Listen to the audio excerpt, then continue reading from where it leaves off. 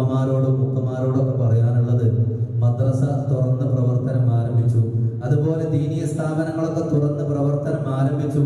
നമ്മുടെ മക്കളൊക്കെ ഇപ്പോൾ വെക്കേഷൻ സമയത്ത് കഴിഞ്ഞ വെള്ളിയാഴ്ച 2-3 വെള്ളിയാഴ്ച പള്ളിയിൽ നിന്ന് എൻ്റെ പ്രിയപ്പെട്ട ഉപ്പമാരോട് സ്നേഹത്തോടു കൂടി പറഞ്ഞത് എന്താണെന്നറിയോ?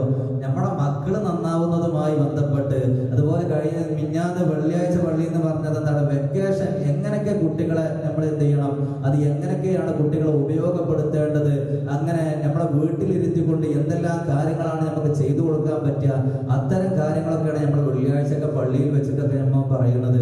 ഇന്ന് ഞാൻ പറയുമ്പോൾ പ്രിയപ്പെട്ട ഉമ്മമാരോട് സ്നേഹത്തോടു കൂടി പറയാനുള്ളത്, നമ്മുടെ മക്കളെ ഒരാളെങ്കിലും, നമ്മൾ വ്യത്യസ്ത മേഖലകളിലേക്ക് നമ്മുടെ കുട്ടികളെ നമ്മൾ ചെയ്യാറുണ്ട്. ഒരാൾ ഡോക്ടർ ആണെങ്കിൽ ഒരാൾ എഞ്ചിനീയർ ആവട്ടെ, അല്ലെങ്കിൽ ഒരാൾ എഞ്ചിനീയർ ആണെങ്കിൽ മറ്റുള്ളവർ വേറെ ഏതെങ്കിലും മേഖലയിലാവട്ടെ എന്നുള്ള ദൃഢനിശ്ചയമൊക്കെ കരുതിക്കൊണ്ട് കുട്ടികൾക്ക് എവിടൊക്കെയാണോ ഭൗതികമായ വിദ്യാഭ്യാസം നമുക്ക് നല്ല രീതിയിൽ കൊടുക്കാൻ പറ്റുന്നുള്ളൂ, ആ കൊടുക്കാൻ പറ്റുന്ന സ്ഥലങ്ങളിൽ കൊണ്ടുപോയി കുട്ടികൾക്ക് ഭൗതികമായ വിദ്യാഭ്യാസം നിങ്ങൾ പഠിപ്പിച്ചു കൊടുക്കുമ്പോൾ സ്നേഹത്തോടു കൂടി ഉമ്മമാരോടും ഉപ്പമാരോടും പറയാനുള്ളത്, ഈ ദുനിയാവ് ഞാൻ നേരത്തെ പറഞ്ഞതുപോലെ ദുനിയാവിൽ എന്ത് നേടിയിട്ട് എന്താണ് നമുക്ക് കിട്ടാനുള്ളത്? ഒന്നും കിട്ടാനില്ലല്ലോ. നമുക്ക് കിട്ടണമെങ്കിൽ എന്ത് ചെയ്യണം? നമുക്ക് ഓരോരുത്തർക്കും ആഖിറത്തില് നമ്മൾ മരിച്ചു കടന്നു കഴിഞ്ഞാൽ എനിക്ക് എന്ത് ചെയ്യണം? എൻ്റെ ഒരു കുട്ടിനെങ്കിലും ഒരാളെങ്കിലും ആലിമാക്കാൻ വേണ്ടിയിട്ട് ഓരോ ആളുകളും ശ്രദ്ധിക്കണം. പ്രത്യേകിച്ച് പറയാനുള്ളത്, മദ്രസ തുറന്ന് പ്രവർത്തനം ആരംഭിച്ച ഒന്നാറിന്റെ മുമ്പിൽ തുറന്ന് പ്രവർത്തനം ആരംഭിച്ചപ്പോൾ മുതിർന്ന ക്ലാസ്സിലുള്ള പെൺകുട്ടികളെ അതേപോലെ ആൺകുട്ടികളെ കാണില്ല.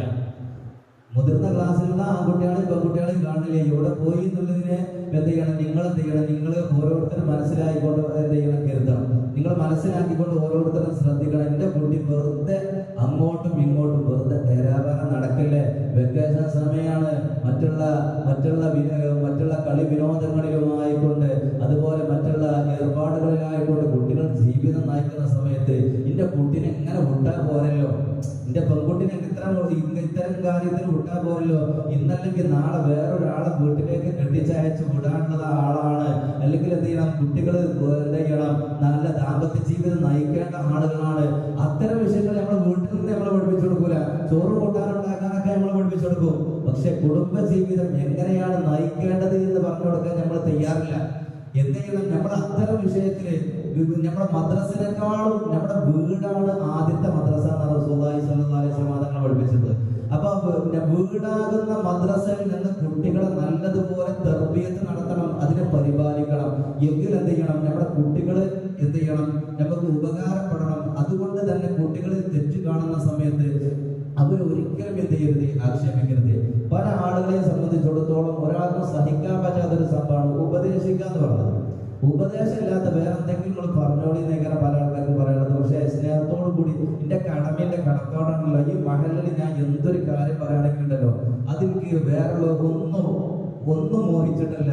ഒക്കെ പടച്ച റബ്ബിന്റെ അടുത്തുനിന്ന് പ്രതിഫലം കിട്ടണം. ആരെങ്കിലും ഇത് കണ്ടിട്ട് ചെയ്യുമ്പോൾ, അല്ലെങ്കിൽ ഇത് പറഞ്ഞ് കേട്ടിട്ട് ചെയ്യുമ്പോൾ അതുകൊണ്ട് കൂലി കിട്ടണം എന്നുള്ളതാണ്. അല്ല ഖത്തീബ് കുറെ ചൂടനാണ്, അതേപോലെ സ്ട്രോങ് ആണെന്ന് അറിയാൻ വേണ്ടിയിട്ടൊന്നല്ല. ഖത്തീബിനും ആഖിറും ഉണ്ട്. ഇപ്പൊ നിങ്ങളെ മാതിരി തന്നെ എന്ത് ചെയ്യണം? അള്ളാന്റെ അടുക്കലേക്ക് പോകണം, വലിച്ചണം എന്നുള്ള ചിന്ത ഉണ്ടായതുകൊണ്ടാണ് നിങ്ങളോടൊക്കെ പറഞ്ഞിരുന്നത്. ഈ വിഷയം ഞാൻ പറയാനുള്ള മെയിൻ കാരണം എന്ന് പറയുന്നത്, മക്കളെ ദീനും ബോധവും അറിവുള്ള ഒരാളെങ്കിലും ആക്കിയിട്ടില്ലെങ്കിൽ ഇന്നല്ലെങ്കിൽ നാളെ നമ്മൾ മരിച്ചു പോകുന്ന സമയത്ത് നാളെ നമുക്ക് എന്താണ് നമുക്ക് കിട്ടുന്നത്? എല്ലാതും നമുക്ക് നശിച്ചു പോകും. പക്ഷെ നമുക്ക് നശിച്ചു പോകാത്ത കാര്യങ്ങളുണ്ട്. നമ്മൾ ജീവിതത്തിൽ ചെയ്ത നല്ല നല്ല അമലുകൾ. അത് വിനായി പറഞ്ഞുകൊണ്ട് നമ്മൾ ഇവിടെ ഇരിക്കുകയാണോ എങ്കിൽ ഇതുകൊണ്ടും കൂലിയിട്ടില്ല. നല്ല ഉദ്ദേശത്തോടു കൂടി ഏതായാലും ഈ ഇരുത്തം നല്ലൊരു ഇരുത്താണല്ലോ. നമ്മുടെ വീട്ടിൽ നിന്ന് നമ്മൾ ഇങ്ങോട്ട് പോകുന്ന സമയത്ത് ഓരോ കാലടി പാദത്തിലും റമദാനിൽ മാത്രമല്ല ഒരു വർഷം ഇബാദത്ത് ചെയ്തതിന്റെ പ്രതിഫലം ഉള്ളത്. എല്ലാ സമയത്തും എളിമിന്റെ മജ്‌ലിസിലേക്ക് കടന്നു വരുന്ന സമയത്ത് ഓരോ ചവിട്ടടി പാദത്തിലേക്കും ഒരു വർഷം ഇബാദത്ത് ചെയ്തതിന്റെ പ്രതിഫലം ഉണ്ടെന്ന് റസൂലുള്ളാഹി സ്വല്ലല്ലാഹു അലൈഹി വസല്ലം തങ്ങൾ പഠിപ്പിച്ചിട്ടുള്ളത്. അപ്പൊ ഇത്തരം സദസ്സിലേക്ക് കയറി വരുന്ന സമയത്ത് നല്ല നിഷ്കളങ്ക മനസ്സോടുകൂടി ആയിരിക്കണം നമ്മൾ ഓരോരുത്തരും വരേണ്ടത്. അപ്പൊ ഞാൻ പറഞ്ഞു വരുന്നത്, ഒരു കുട്ടിയെങ്കിലും നമ്മൾ ഒരു ആലിമോ അല്ലെങ്കിൽ ഒരു മുതഅല്ലിമോ അല്ലെങ്കിൽ ഇൽമിനെ സ്നേഹിക്കുന്ന ഒരാളോ ആക്കിയിട്ടില്ല എങ്കിൽ അതിന്റെ പേരിൽ നാളെ നമുക്ക് ഖേദിക്കേണ്ടി വരും. ആദരവായ പ്രവാചകൻ നബി മുഹമ്മദ് മുസ്തഫ സല്ലല്ലാഹു അലൈഹി വസല്ലം തങ്ങൾ നമ്മളെ പഠിപ്പിച്ചിട്ടുണ്ട്. ഒന്നെങ്കിൽ നീ ആലിമാവണേ, അല്ലെങ്കിൽ നീ ഒരു ഇൽമ പഠിക്കുന്ന വിദ്യാർത്ഥിയാവണേ, അല്ലെങ്കിൽ ഇൽമിന്റെ അഖിലുകാരെ സ്നേഹിക്കുന്ന ആളുകളാവണേ.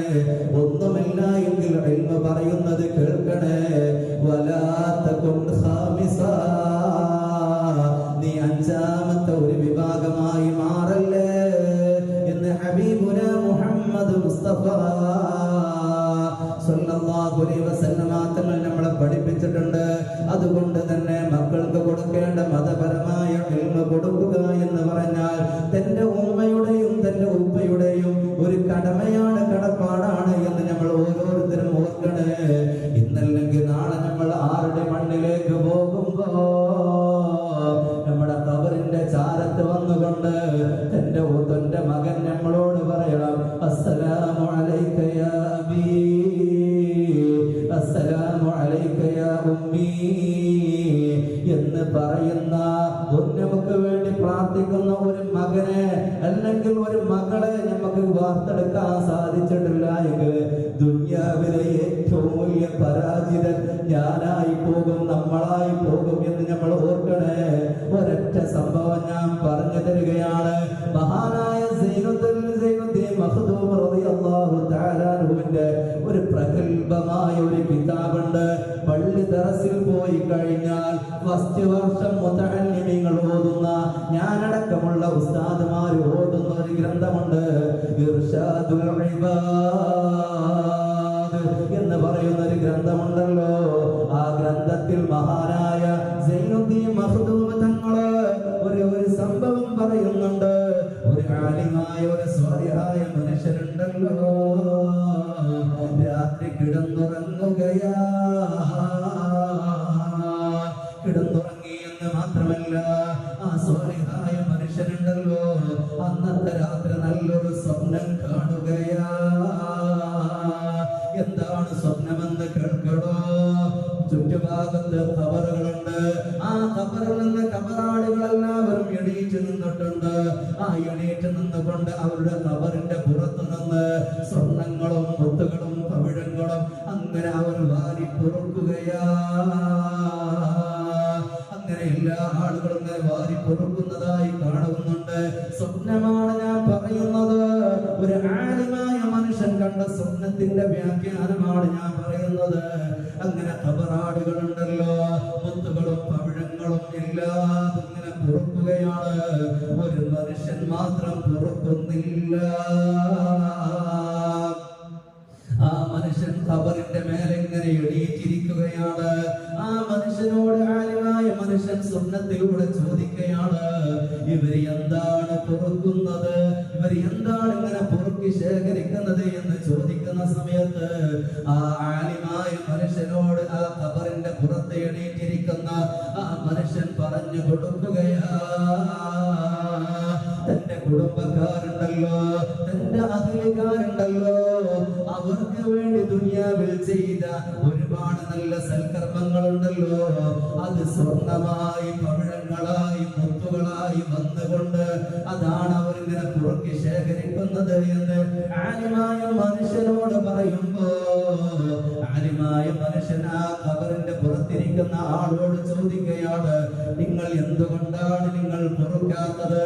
അവർ ശേഖരിക്കുന്നത് പോലെ നിങ്ങൾ പൊറുക്കുന്നതായി കാണുന്നില്ലല്ലോ, എന്തേ നിങ്ങൾ പൊറുക്കാത്തത് എന്ന് ചോദിക്കുന്ന സമയത്ത് ആലിമായ മനുഷ്യനോട് പറയുകയാ, അനവനിയുൻ അൻക, എനിക്കതിന്റെ ആവശ്യമില്ല, എനിക്ക് അവർ പൊറുക്കുന്നതിന്റെ ആവശ്യമില്ല. എനിക്ക് എന്റെ മകനുണ്ടല്ലോ, ഒരു ഹാഫിളായ ഒരു മകൻ എനിക്കുണ്ട്. ആ ഹാഫിളായ മനുഷ്യനുണ്ടല്ലോ, ഇന്ന സ്ഥലത്ത്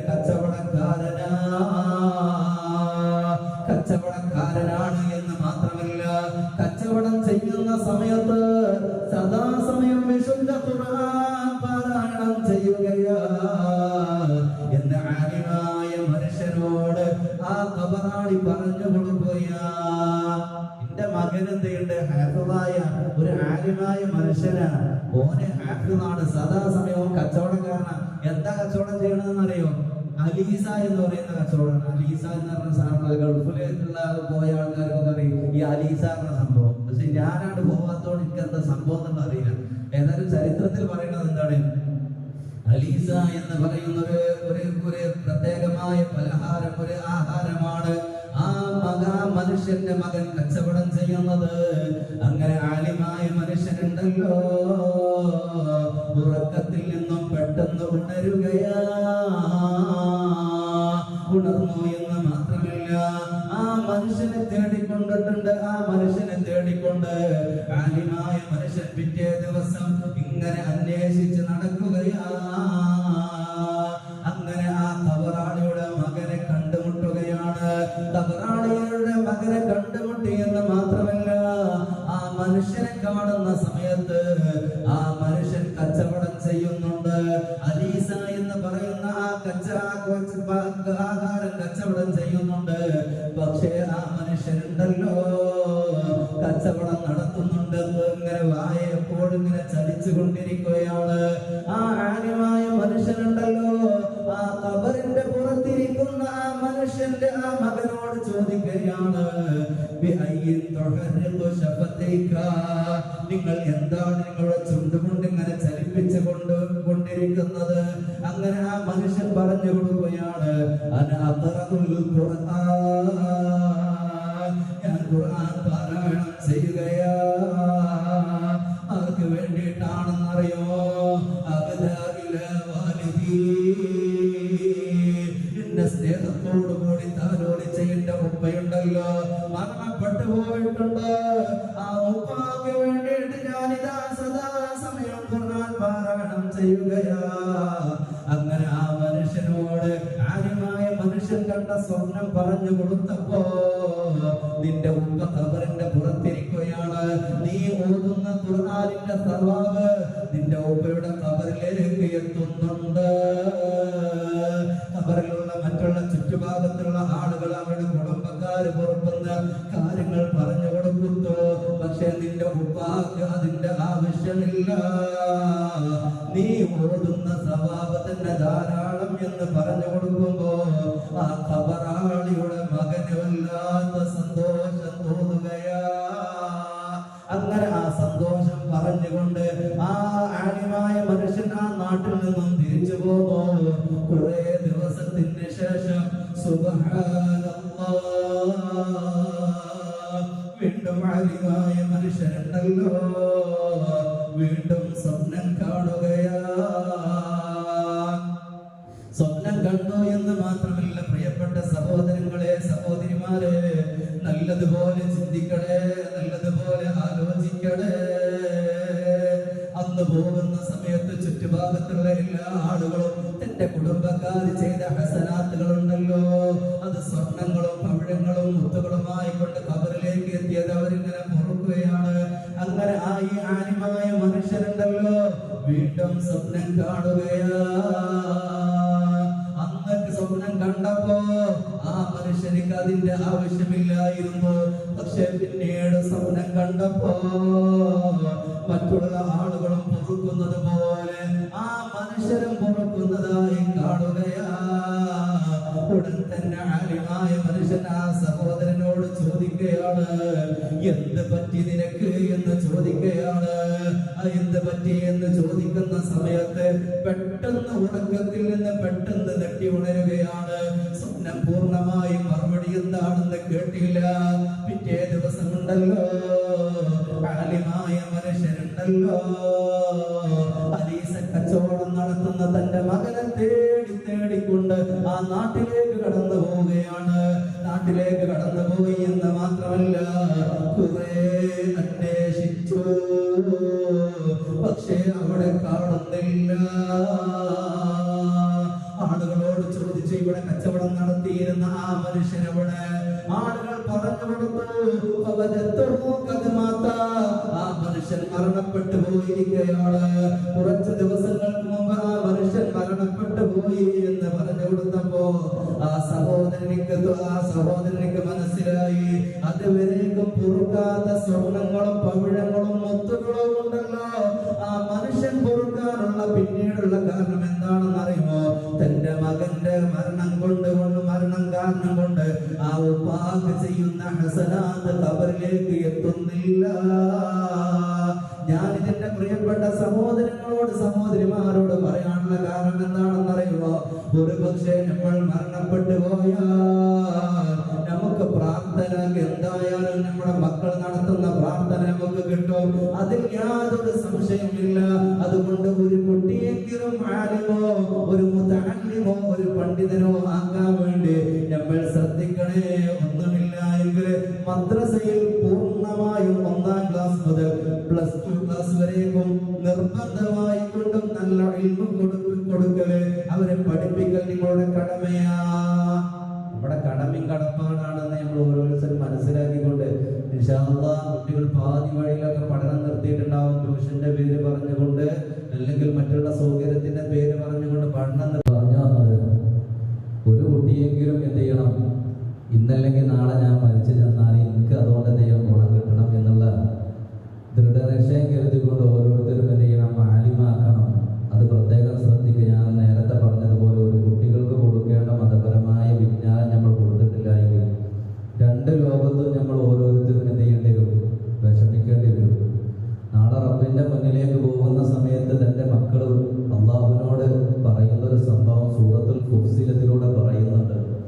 എന്റെ നാശത്തിലേക്ക് നടത്തിയ എന്റെ ഉമ്മയും ഉപ്പയുമാണ് ഈ നടന്നു പോകുന്നത്.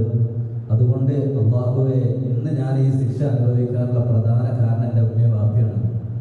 അതുകൊണ്ട് അവരെ നരകത്തിലാക്കിയിട്ട് അവിടെ നെഞ്ഞത്ത് കയറി നിൽക്കുന്നത് കൊണ്ട് കുറച്ചെങ്കിലും ഞാൻ ആശ്വാസം കൊള്ളട്ടെ എന്ന് എൻ്റെ മക്കൾ നാളെ റബ്ബിനോട് പറയുന്നൊരവസ്ഥ ഉണ്ട്. ആ അവസ്ഥ എനിക്കും നിങ്ങൾക്കും ഉണ്ടാവാൻ പാടില്ല.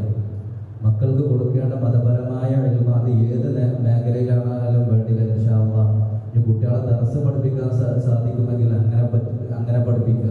ദർസ് ചേർക്കാൻ കമ്പുള്ള ആൾക്കാരൊക്കെ ഉണ്ടെങ്കിൽ ഇൻഷാ അല്ലാഹ് അറിയിക്കുകയാണെങ്കിൽ നല്ല ദർസിൽ ഇൻഷാ അല്ലാഹ് ഞാൻ ചേർത്തരാം. അല്ല, നമ്മുടെ ബഹുമാനപ്പെട്ട സമസ്തകരുടെ ജംഇയ്യത്തുൽ ഉലമ വിഭാവനം ചെയ്ത SNEC അത് പുതിയ പുതിയ സംവിധാനത്തോടു കൂടി കുട്ടികൾക്ക് മതവും ഭൗതികവും കൊടുക്കുന്ന നല്ല സമന്വയ വിദ്യാഭ്യാസ മേഖല, അതേപോലെ ജാമിയ ജൂനിയർ കോളേജ്, അങ്ങനെ തുടങ്ങി പെൺകുട്ടികൾക്കും ആൺകുട്ടികൾക്കൊക്കെ പഠിക്കാൻ പറ്റിയ എന്നാലോ ഭൗതികമുണ്ട് അതുകൊണ്ട് രണ്ടും കിട്ടും, PG എല്ലാതും കൂടി കിട്ടുന്ന നല്ല നല്ല വിദ്യാഭ്യാസ മേഖലകളുണ്ട്. പക്ഷെ പല സ്ഥലങ്ങളിലും മതം എന്ത് ചെയ്യുന്നുണ്ടാവും, ചെറിയ കുട്ടികൾക്ക് തന്നെ നമ്മൾ പഠിപ്പിക്കുന്നുണ്ടാവും. പക്ഷെ എങ്കിലും ഈ പഠിപ്പിക്കുന്ന കുട്ടികൾ പിന്നെ മുതിർന്ന ക്ലാസ്സിലേക്ക് വരുന്നില്ല. അതാണ് ഇപ്പോൾ സംഭവം നടക്കുന്നത്. ഇപ്പൊ നമ്മളെ ഈ മദ്രസയിൽ തന്നെ പ്ലസ് വണ്ണിൽ ഏകദേശം 30 കുട്ടികളുണ്ട്. 30 കുട്ടികളെ +1 പക്ഷെ ഇപ്പൊ വരുന്നത് എത്ര, ആകെ 8 കുട്ടികളായിട്ടുള്ളൂ. ഒന്ന് ആലോചിച്ചാൽ എവിടെ പോയി ഒരു ഭൂമിന്റെ അടിക്ക് താന്നു വയ്ക്കില്ലല്ലോ, നമ്മളെ പേരിലുണ്ടാവും. +1 ഒരു കുട്ടികളുടെ അവസ്ഥയാണ്, വലിയ മുതിർന്ന ക്ലാസ്സിലുള്ള കുട്ടികളുടെ അവസ്ഥയാണെന്നുള്ളത്. ഞാൻ എപ്പോഴും പറച്ചിട്ടുണ്ടല്ലോ, കുട്ടികൾക്ക് ഇത് നമ്മളെന്ത് ചെയ്യണം, ഒരു കാര്യങ്ങളൊക്കെ നമ്മൾ അത്യാവശ്യം കുട്ടികൾക്കൊന്ന് മനസ്സിലാക്കുന്ന പ്രായത്തിൽ നമ്മൾ പഠനം നിർത്തുക. ഒന്നും അവിടെ ഞാൻ പലപ്പോഴും പറയണതാണ്, കുട്ടികൾക്ക് കുളിന്റെ നെയ്യത്ത് എന്താന്ന് പോലും അറിയില്ല. എന്താ സാധാ കുളിച്ചുന്ന സമയത്തൊന്നും ആ നെയ്യത്തിനെ കുറിച്ചല്ല ഞാൻ പറഞ്ഞത്. കുട്ടികൾക്കൊന്ന് ജനാപത്തുണ്ടായി വലിയ ശുദ്ധി ഉണ്ടായി കഴിഞ്ഞാൽ എങ്ങനെ നെയ്യത്ത് വെക്കാന്ന് പോലും കുട്ടികൾക്ക് അറിയില്ല. അങ്ങനെ മേത്തുകൂടി വെള്ളം പറഞ്ഞിട്ട് എന്ത് കാര്യമാണ്?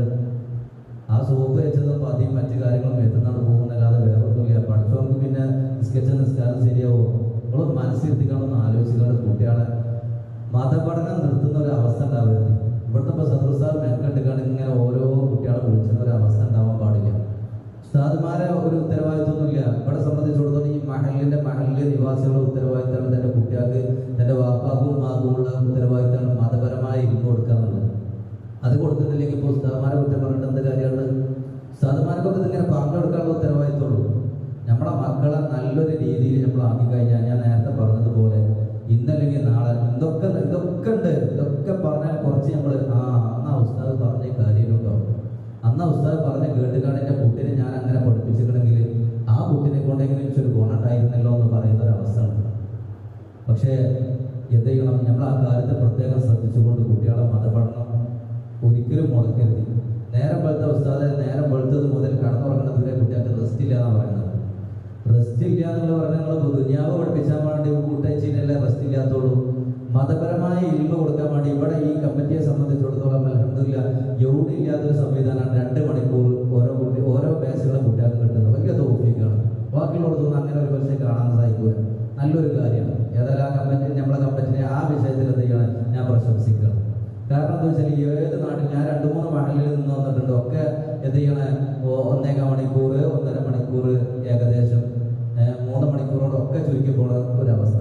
പക്ഷെ ഇവിടെ വന്നതിന് ശേഷം ഓരോ ക്ലാസ്സിൽ 2 മണിക്കൂർ കിട്ടുമ്പോൾ മാക്സിമം കുട്ടികളെ നമുക്ക് നല്ലതുപോലെ ശ്രദ്ധിക്കാൻ സാധിക്കും. കുട്ടികൾ ഒരു പക്ഷേ ക്ലാസ്സിൽ കൂടിക്കഴിഞ്ഞാൽ അത് പക്ഷേ എല്ലായിടത്തും എത്തിക്കോണമെന്നില്ല കേട്ടോ, അത് വേറെ കാര്യം.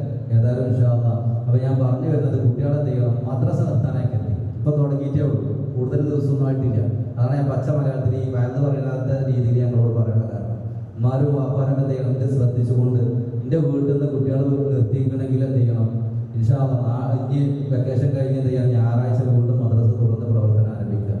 അന്ന് ഇൻഷാ അല്ലാഹ് നമ്മുടെ കുട്ടികളെ പറഞ്ഞയക്കുന്നുള്ള ദൃഢനിശ്ചയത്തോടു കൂടിയായിരിക്കണം ഇന്ന് ഈ സദസ്സിൽ നിന്ന് പോകേണ്ടത്. ഇതെന്താ വെച്ചാൽ ഒരാൾ നിർത്തി കഴിഞ്ഞാൽ ബാക്കിയുള്ള 4 ആൾക്കാർ നിർത്തുന്ന സിസ്റ്റമാണ്. പ്ലസ് 1 അതാ സംഭവിച്ചത്. ഒരു കുട്ടി വരൂല, ഒരു കുട്ടീൻ്റെ വാപ്പ സമ്മതിക്കണില്ല.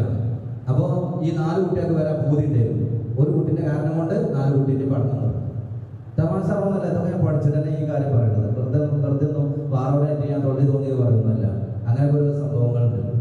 അപ്പൊ നമ്മുടെ കുട്ടിക്ക് പഠിച്ചാലും ഇതിനൊക്കെ പോകാൻ താല്പര്യം ഉണ്ടെങ്കിൽ, താല്പര്യം നമ്മൾ ഉണ്ടാക്കലാണ്, ഉണ്ടാക്കുമ്പോഴേ താല്പര്യം ഉണ്ടാവുള്ളൂ. അല്ലാതെ ഇപ്പോൾ ഓട്ടോമാറ്റിക് ദുനിയാവ് അവസാന സമയത്ത് എന്ത് ചെയ്യണം, ആളുകൾക്ക് ഒരു വിഷയം ഉണ്ടാവില്ല, അതിന് ഒരു വില കൊടുക്കുന്ന ഒരു സാഹചര്യം ഇല്ല.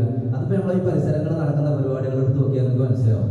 രാത്രി നട്ടപ്പാതിരക്ക് വരേക്കും ഓരോ ചാടിക്കളിയും മറ്റു കാര്യങ്ങളും കാണാൻ വേണ്ടിയിട്ട് ഉമ്മാർക്കും വാപ്പാർക്കും കുട്ടികൾക്കും യാതൊരു പ്രശ്നവുമില്ല. ഇവിടെ ഒന്നും ആലോചിക്കുകയാണ്, ഇന്നലെ ഇവിടെ ഈ നടന്ന ഓരോ പരിപാടികൾ നടക്കുന്ന സമയത്ത് ഞാൻ ഒരാളെയും ആക്ഷേപിക്കല്ല കേട്ടോ, ഒരു പാർട്ടിനെ ഒരാളെയും ആക്ഷേപിക്കല്ല. അവിടെ നടക്കുന്ന സമയത്ത് സജീവമായിട്ട് എന്ത് ചെയ്യും, എല്ലാ ആൾക്കാരും പങ്കെടുക്കും. പക്ഷെ അതിന് മനസ്സിലാക്കുന്ന വെച്ചാൽ ഈ ഇബിലീസിന്റെ ആവുമ്പോൾ രസം ഉണ്ടല്ലോ, ഇബിലീസ് കൂടെ ഉണ്ടാകുമ്പോൾ രസം ഉണ്ടാവും. ഇവിടെ ഇബിലീസ് നമ്മളെ കൂടെ ഇല്ല, നോക്കുകയാണെങ്കിൽ ആൾട്ടോക്കാണെങ്കിൽ കുറഞ്ഞ ആൾക്കാരേ ഉള്ളൂ. അതാണ് മനസ്സിലാക്കിയാൽ മതി. പക്ഷേ ഞാൻ പറഞ്ഞു വരുന്നത് ആ വിഷയത്തിലൊക്കെ നമ്മളെ രക്ഷിതാക്കൾ ഉറപ്പുവെച്ച് കാണും. മറ്റുള്ള എന്ത് ക്ഷീണമായാലും അന്ന് കുഴപ്പമില്ല, ആ ചാടിക്കളി മറ്റു കാര്യങ്ങളൊക്കെ കാണാൻ വേണ്ടിയിട്ട് വണ്ടി വിളിച്ചാണെങ്കിലും എന്ത് ചെയ്യും, നമ്മൾ പോകും. പക്ഷെ എന്ത് ചെയ്യണം, ഇതല്ല ജീവിതം എന്ന് പറഞ്ഞ ദുനിയാവ് ആസ്വദിക്കാനുള്ളതല്ല. ദുനിയാവ് അള്ളാഹുവിന്റെ റസൂൽ പറഞ്ഞിട്ടുണ്ടോ, അദ്ദുന്യാ ജീഫ. ദുനിയാവ് എന്ന് പറഞ്ഞാല് പച്ച വരാതിന് ശവം. ദുനിയാവ് എന്ന് പറഞ്ഞാൽ ശവമാണ്. ദുനിയാവിനെ തേടി നടക്കുന്ന ആളുകൾ, ദുനിയാവ് കെട്ടിപ്പടുക്കാൻ നടക്കുന്ന ആളുകൾ നായകളാണെന്നാണ്. ഇപ്പൊ ഞാൻ നായകളാക്കിയിട്ടല്ലോ ഞങ്ങളെ ഒരാൾ പറഞ്ഞത് റസൂലുള്ളാഹിന്റെ ഹദീസാണ്. അപ്പൊ ദുനിയാവിന് വേണ്ടിയിട്ട് കുട്ടികളെ നമ്മൾ പഠിപ്പിക്കുകയാണെങ്കിൽ, അതിന് മതം നമ്മൾ പഠിപ്പിച്ചിട്ടില്ലെങ്കിൽ ദുനിയാവിലും ആഖിറത്തിലും നമ്മളെന്ത് ചെയ്യും, നമ്മൾ പടച്ചവനോട് സമാധാനം പറയേണ്ടി വരും. നമ്മക്കാണ് നഷ്ടമായി, നമ്മളാണ് ചിന്തിക്കേണ്ടത്. ഏതായാലും ഇനി ഒന്നുമില്ലെങ്കിൽ എന്ത് ചെയ്യണം, നമ്മളെ കുട്ടികളുടെ പഠനം ഏതായാലും നിന്നിട്ടുണ്ട്. പക്ഷെ കുട്ടികൾ നന്നാവാൻ വേണ്ടിയിട്ട് നമ്മൾ അവർക്ക് വേണ്ടിയിട്ട് പ്രാർത്ഥിക്കണം. ഒരു കുരുത്തക്കേട് കാണുമ്പോൾ ഈ പണ്ടാറത്ത് എങ്ങനെയെന്ന് പറയാൻ നമ്മൾ ഉഷാറായിക്കാറ്. ആ ശാപവാക്ക് മതിയാവും നമ്മളെ കുട്ടികളെ കുരുത്തക്കേട് കാട്ടാൻ വേണ്ടി. പക്ഷെ ഒരിക്കലും എൻ്റെ മക്കൾ തെറ്റുകുറ്റങ്ങൾ ചെയ്യുന്നത് കാണുമ്പോ സ്നേഹത്തോടുകൂടി ഉമ്മമാരോടും ഉപ്പമാരോടും പറയുകയാണ്, അവരെ നിങ്ങൾ ശപിക്കല്ലേ. തെറ്റുകുറ്റങ്ങൾ കാണുന്ന സമയത്ത് സ്നേഹത്തോടു കൂടി തിരുത്താൻ വേണ്ടി നമ്മൾ ശ്രമിക്കുക. ഇനി ഒന്നുമില്ലെങ്കിൽ വിശുദ്ധ ഖുർആൻ തന്റെ മക്കൾ നന്നാവാൻ വേണ്ടിയിട്ട് ഒരു പ്രാർത്ഥന നമ്മളോട് പഠിപ്പിച്ചു തരുന്നുണ്ട്. സദാസമയം ഉസ്താദുമാർ ദുആ ചെയ്യുന്ന പ്രാർത്ഥന നിങ്ങൾ കേട്ടിട്ടുണ്ടാവും. ഏതാണ് പ്രാർത്ഥനയാണ്, ഏത് പ്രാർത്ഥനയാണെന്നറിയുമോ? റബ്ബനാ ഹബ് ലനാ മിൻ അസ്വാജിനാ വദുർരിയാതിനാ ഖുർറത അയ്യുനിൻ വജഅൽനാ ലിൽമുത്തഖീന ഇമാമാ. എന്റെ പെണ്ണുങ്ങളിന്റെ കുട്ടികളിന്റെ കണ്ണിന് കുളിർമയാക്കണേ, കണ്ണിന് കരണ്ടാക്കണേ എന്നല്ല പറഞ്ഞേ. കണ്ണിനെ ചെയ്യണം, കുളിർമാക്കണം. കണ്ണിന് കുളിർമാരൊക്കെ ഒരു സംഭവം ഉണ്ടല്ലോ. കണ്ണിന് കരണ്ട് കുത്തുമ്പോ വേറെയാണ്, മറ്റേ കുളിർമാകുമ്പോ രണ്ടും വെവ്വേറാണ്. കണ്ണിന് കുളിർമാക്കണേ. ഇനി ഒന്നുമില്ലെങ്കിൽ ഞാൻ ദ്വാര അത് നിങ്ങൾക്ക് എല്ലാവർക്കും അറിയും. പക്ഷെ അറിയില്ലെങ്കിൽ എന്ത് ചെയ്യണം, നമ്മൾ സദാസമയം നിസ്കാരത്തിന് ശേഷം എന്ത് ചെയ്യണം, പഠിച്ചോനെ എൻ്റെ കുട്ടിനെ സ്വാലിഹാക്കണേ റബ്ബേ, എൻ്റെ കുട്ടിനെ നല്ല ആലിമാക്കണേ അല്ലാഹ്. ഇത് ഇവിടുന്ന് നമ്മൾ പച്ച മലയാളത്തിൽ ഉമ്മമാരെ നിങ്ങളൊക്കെ നിസ്കാരപ്പായിലിരുന്ന് നിങ്ങളൊക്കെ പ്രാർത്ഥിക്കുന്ന പ്രാർത്ഥനയ്ക്ക് പെട്ടെന്ന് ഇജാബത്തുള്ള കരച്ചിൽ പെട്ടെന്ന് കയറും. ഞമ്മക്കൊക്കെ ഈ ആണുങ്ങളെ സംബന്ധിച്ചിടത്തോളം ഞങ്ങളെ ചെയ്യണത് അത് അഭിനയിച്ചേണ്ടി വരും. പക്ഷെ നിങ്ങളെ സംബന്ധിച്ചിടത്തോളം നിങ്ങൾ കരയാൻ വേണ്ടി നിങ്ങൾ ഉഷാറാണെന്നല്ല ഞാൻ പറഞ്ഞത്. പക്ഷെ പെട്ടെന്ന് കരച്ചിൽ വരും. മനസ്സിന് കട്ടി കുറഞ്ഞ ആൾക്കാരല്ലേ. അതായത് മനുഷ്യന്റെ വാര്യലിൽ നിന്നാണ് നിങ്ങളത് ശ്രദ്ധിച്ചത്. പക്ഷെ അത് പൊട്ടാതെ നോക്കണേ എന്ന് പുരുഷന്മാരോട് എന്ത് ചെയ്തിട്ടുണ്ട്? അള്ളാഹുവിന്റെ റസൂൽ പറഞ്ഞിട്ടുണ്ട് പൊട്ടാതെ നോക്കണേ എന്ന് പറഞ്ഞതിന്റെ ഉദ്ദേശം എന്താണ്? കുടുംബജീവിതം തകരാതെ നോക്കണേ എന്നാണ്. മനസ്സിലാണ്ടോ? കുറ്റങ്ങളും പ്രശ്നങ്ങളും ഉണ്ടാവും, അത് സോൾവ് ആയിക്കൊണ്ട് എന്ത് ചെയ്യണം? ആ റൂമിൽ ഒതുങ്ങുന്ന സിസ്റ്റം നമ്മൾ എന്ത് ചെയ്യണം? നമ്മൾ ഓരോരുത്തരും എടുക്കണം. വീടിന്റെ വാതിലിന്റെ പുറത്ത് കണ്ട് ഇറങ്ങണ സിസ്റ്റം ഉണ്ടാവാൻ പാടില്ല. അമ്മായിമാര് അമ്മോസാകാരെടുത്ത് കൈക്കറി എന്ത് ചെയ്യാൻ പറ്റില്ല, പ്രശ്നങ്ങൾ എത്താൻ പാടില്ല. ആ പ്രശ്നം ആ റൂമിൽ നിന്ന് തന്നെ സോൾവ് ചെയ്ത് വളരെ സൂക്ഷ്മതയോടുകൂടി കൈകാര്യം ചെയ്യണം. അതുകൊണ്ടാണ് നിങ്ങൾ ആ ബന്ധം എന്ത് ചെയ്യണം? പൊട്ടാതെ നിങ്ങൾ ശ്രദ്ധിക്കണേ എന്ന് പറയാനുള്ള കാരണം. പറഞ്ഞു കൊടുക്കും ഉസ്താദേ, മാരിങ്ങനെ ആലോചിച്ചുണ്ടാവും, അത് പറഞ്ഞു കൊടുക്കും ഉസ്താദ്, ഒന്നും കൂടി പറഞ്ഞു കൊടുക്കും. ആ പറഞ്ഞു കൊടുക്കുക എന്ന് പറഞ്ഞ ആൾക്കാർ വർത്താക്കന്മാരൊന്നും ഇവിടെ വന്നിട്ടുണ്ടാവില്ല. അതേറെ കാര്യം ഞങ്ങൾ പരിപോയ നിങ്ങൾ പറഞ്ഞു കൊടുത്താൽ മതി. ഏതായാലും ഇൻഷാല്ലാ ഞാൻ പറഞ്ഞു വന്നത്, ഇനി ഇൻഷാല്ലാ കുട്ടികൾ പഠനം നിർത്തുന്ന ഒരു അവസ്ഥ പ്രിയപ്പെട്ട മഹല്ല് നിവാസികളിൽ ഉണ്ടാവരുത്. ഏതായാലും ഇൻഷാല്ലാ റബ്ബ് തആല നമ്മുടെ മക്കളൊക്കെ സ്വാലിഹീങ്ങളിൽ ഉൾപ്പെടുത്തട്ടെ. ഇൻഷാല്ലാ അല്ലാഹു സുബ്ഹാനഹു വ തആല ഇന്നത്തെ സാഹചര്യം എന്ന് പറഞ്ഞാൽ എന്ത് ചെയ്യണം? ഞാൻ പ്രത്യേകം പറഞ്ഞതിന്റെ ആവശ്യമില്ലല്ലോ. കളിയിലും വിനോദം, കുട്ടികൾക്ക് ദീനിനോടൊന്നും വലിയ താല്പര്യമില്ല, ലിബറൽ ചിന്താഗതിയാണ്, മതത്തിനോട് താല്പര്യമില്ല. ഫോൺ ഇങ്ങനെ ഡയലി കണ്ടുകൊണ്ടിരിക്കുകയാണ്. അങ്ങനെ നോക്കണ സമയത്ത് മതത്തെ ആക്ഷേപിച്ച്, അതേപോലെ മതത്തിനോട് എന്താ മതം ഉണ്ടായിട്ട് കാര്യം, അതേപോലെ അതുകൊണ്ടൊരു കാര്യമുണ്ടോ, ദൈവമുണ്ടോ, അങ്ങനെ ഉണ്ടോ ഉള്ള ചിന്തകൾ ഇങ്ങനെ എന്ത് ചെയ്യാണ്? ലിബറൽ ചിന്താഗതി കുട്ടികളുടെ മനസ്സിലേക്ക് എന്ത് ചെയ്യാണ്? എല്ലാ മേഖലകളിലും വന്നുകൊണ്ടിരിക്കുകയാണ്. അത്തരം കാര്യങ്ങൾ കുട്ടികൾ കാണുമ്പോൾ മദ്രസക്കും കൂടി കിട്ടുന്ന ആ വിജ്ഞാനത്തിലൂടെ ആയിട്ടുള്ള അത്തരം കാര്യങ്ങൾ തടുക്കാൻ പറ്റുക. അതിന് പറ്റിയില്ലെങ്കിൽ പിന്നെ എന്താ അതുകൊണ്ട് കാര്യം? മക്കളുണ്ട്, മക്കളിൽ ഏതെങ്കിലും ഒന്നിനെ ഇൻഷാ അല്ലാഹ് അല്ലാഹുവേ അതിനുള്ള തൗഫീഖിന്റെ പ്രിയപ്പെട്ട മഹല്ല് നിവാസികൾക്ക് നീ തൗഫീഖ് കൊടുക്കണേ തമ്പുരാനെ. മക്കളെ നീ സ്വാലിഹീങ്ങളിൽ ഉൾപ്പെടുത്തണേ തമ്പുരാനെ. തന്ന മക്കളെ റബ്ബേ ഞങ്ങളുടെ കണ്ണിന് കുളിർമയാക്കണേ തമ്പുരാനെ. നാളെ ഞങ്ങൾ മരിച്ചു കഴിഞ്ഞാൽ ഞങ്ങൾക്ക് വേണ്ടി പ്രാർത്ഥന നടത്തുന്ന, ഞങ്ങൾക്ക് വേണ്ടി ഇമാമത്ത് നിസ്കരിക്കുന്ന, കൽബ് പൊട്ടിക്കൊണ്ട് തന്റെ മകനാണ്, വാപ്പ മരണപ്പെട്ടു പോയി കഴിഞ്ഞാൽ മകനാണ് ഇമാമത്ത് നിൽക്കാനുള്ള ഉത്തരവാദിത്തമുള്ളത്. അത് എന്തിനാണ് പരിശുദ്ധ ദീനുൽ ഇസ്ലാം നിർദ്ദേശിച്ചത്? തന്റെ കൽബ് പൊട്ടിക്കൊണ്ട് തന്റെ മകന്, തന്റെ ഉപ്പാക്ക് വേണ്ടിയിട്ട് കൽബ് പൊട്ടിക്കൊണ്ട് റബ്ബിന്റെ പക് പുറത്തു കൊടുക്കണേ എന്ന് പറയുമ്പോ പടച്ചോന്റെ കാരണം കൊണ്ട് തന്റെ മാതാപിതാക്കൾ പുറത്തു കൊടുക്കുന്ന ഒരു അവസ്ഥ ഉണ്ട്. ഇൻഷാ അല്ലാഹ് ദീനും അദബും തന്റെ മക്കളെ പഠിപ്പിക്കാൻ വേണ്ടി എന്റെ പ്രിയപ്പെട്ട സഹോദരങ്ങൾക്ക് നീ തൗഫീഖ് നീ കൊടുക്കണേ തമ്പുരാനെ. ഇവിടെ പറഞ്ഞ നസീഹത്തിനെ ജീവിതത്തിൽ പ്രാവർത്തികമാക്കാൻ വേണ്ടി ദീനിനെയും അതുപോലെ ദീനീ സ്ഥാപനങ്ങളെയും ദീനിന്റെ അഖിലുകാരെയും സ്നേഹിക്കാനുള്ള മനസ്സ് പ്രിയപ്പെട്ട സഹോദരങ്ങൾക്കും സഹോദരിമാർക്കും നീ കൊടുക്കണേ അല്ലാഹ്. ബിറഹ്മതിക യാ അർഹമർ റഹീമീൻ.